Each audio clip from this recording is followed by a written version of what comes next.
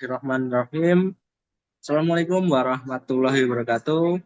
Waalaikumsalam Kita warahmatullahi kan wabarakatuh. teman-teman berpikir, kenapa kita lebih memilih satu merek dibandingkan merek lain, padahal produknya mirip.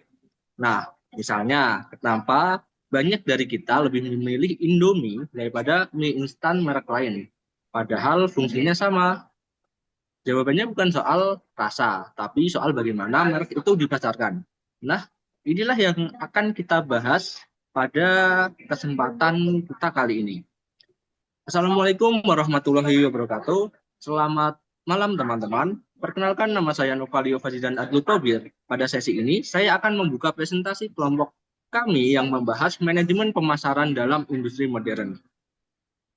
Pertama-tama, kita perlu pahami dulu, apa sih manajemen pemasaran itu?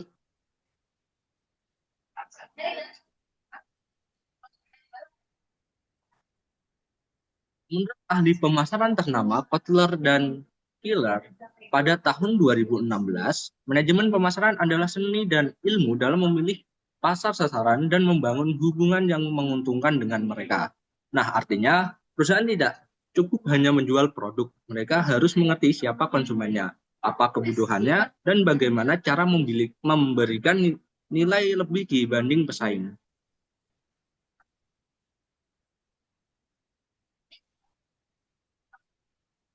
Artinya, perusahaan tidak cukup hanya menjual produk. Mereka harus mengerti siapa konsumennya, apa kebutuhannya, dan bagaimana cara memberikan nilai lebih dibanding pesaing. Pemasaran ini sendiri telah mengalami banyak evolusi. Dulu, perusahaan fokus pada produksi dan efisiensi, lalu berkembang ke orientasi produk, lalu ke penjualan, hingga akhirnya muncul konsep pemasaran yang menempatkan konsumen sebagai pusat perhatian. Kini kita hidup di era pemasaran digital, di mana semua berubah sangat cepat. Konsumen bisa membandingkan harga dalam hitungan detik, memberi ulasan, bahkan memberi brand viral hanya lewat satu postingan. Hal ini menunjukkan bahwa perusahaan tidak bisa hanya mengandalkan kualitas produk. Mereka perlu membangun hubungan jangka panjang juga, menciptakan pengalaman belanja yang memuaskan, dan terus beradaptasi dengan kebutuhan konsumen. Nah, setelah memahami konsep dasar ini, selanjutnya kita akan dijelaskan bagaimana sih strategi pemasaran dijalankan secara konkret melalui pendekatan STP, yaitu segmentasi, targeting, dan positioning. Saya persilahkan kepada pembicara selanjutnya. Terima kasih. Baik, terima kasih kepada Novalio. Saya Rendra Renugraha. Saya akan membahas tentang apa itu STP. Pertama adalah segmentasi pasar. Perusahaan harus mengelompokkan konsumen berdasarkan kesamaan tertentu. Segmentasi ini bisa didasarkan pada faktor geografis seperti lokasi, demografis seperti usia atau gender, psikografis seperti gaya hidup, hingga perilaku seperti kebiasaan membeli. Setelah segmen terbentuk, perusahaan masuk ke tahap targeting, yaitu memilih segmen mana yang paling potensial untuk dilayani. Strateginya bisa bermacam-macam, mulai dari mass marketing atau small segmen, niche atau spesifik, differentiate atau beberapa segmen, lalu ada micro marketing. Tahap terakhir adalah positioning. Disinilah perusahaan membentuk citra unik dalam benak konsumen. Tools seperti unique selling proportion and positioning map digunakan untuk membedakan produk dari kompetitor. Menurut Armstrong dan Kotler, masih yang tadi. Oke. Menurut Armstrong dan Kotler 2020, STP ini adalah inti dari strategi pemasaran karena menjadi dasar semua aktivitas berikutnya, termasuk bauran pemasaran.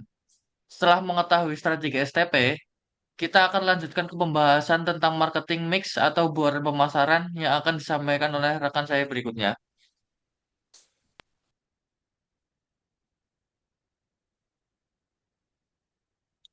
Ya, untuk topik selanjutnya yaitu bauran pemasaran atau 7P. Ya, di sini saya akan membahas tentang bauran pemasaran atau yang biasa dikenal dengan istilah marketing mix.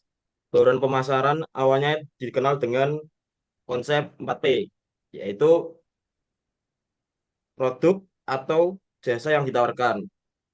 Yang kedua ada price atau strategi harga yang digunakan. Terus ada place atau saluran distribusi. Terus yang terakhir ada promotion atau cara penyampaian informasi kepada konsumen. Namun seiringnya perkembangan, terutama dalam sektor jasa, ditambahkan lagi adanya 3P, yaitu people atau orang-orang yang terlibat dalam layanan tersebut. Yang kedua ada proses, proses yang menyampaikan layanan kepada konsumen. Terus yang ketiga ada physical advice atau bukti fisik seperti tampilan toko, website, dan lain-lainnya.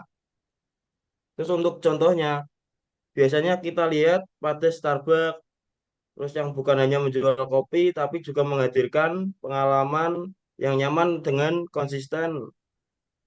Atau misal contohnya seperti Tokopedia yang menggabungkan teknologi dan layanan pelanggan kepada sebagian bagian dari 7P.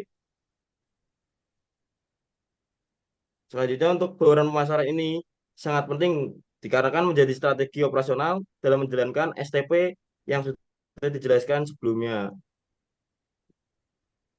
Untuk selanjutnya kita akan membahas tentang perihal konsumen dan riset pemasaran.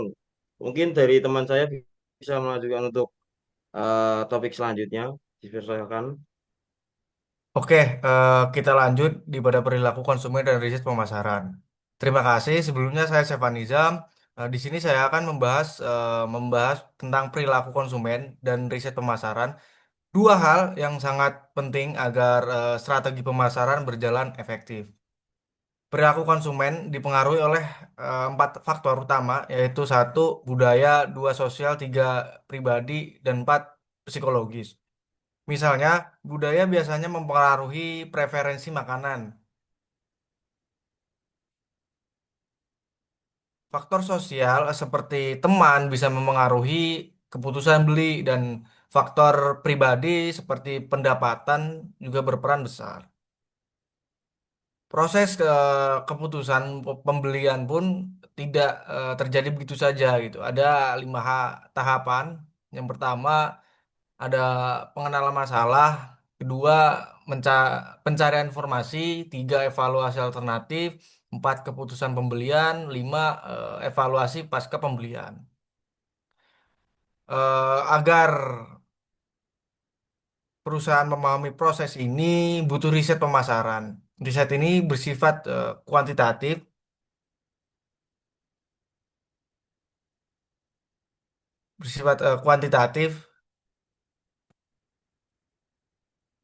seperti focus group atau kuantitas seperti survei. Kemudian hasil riset ini akan membantu perusahaan menyesuaikan strategi produk, harga, hingga promosi.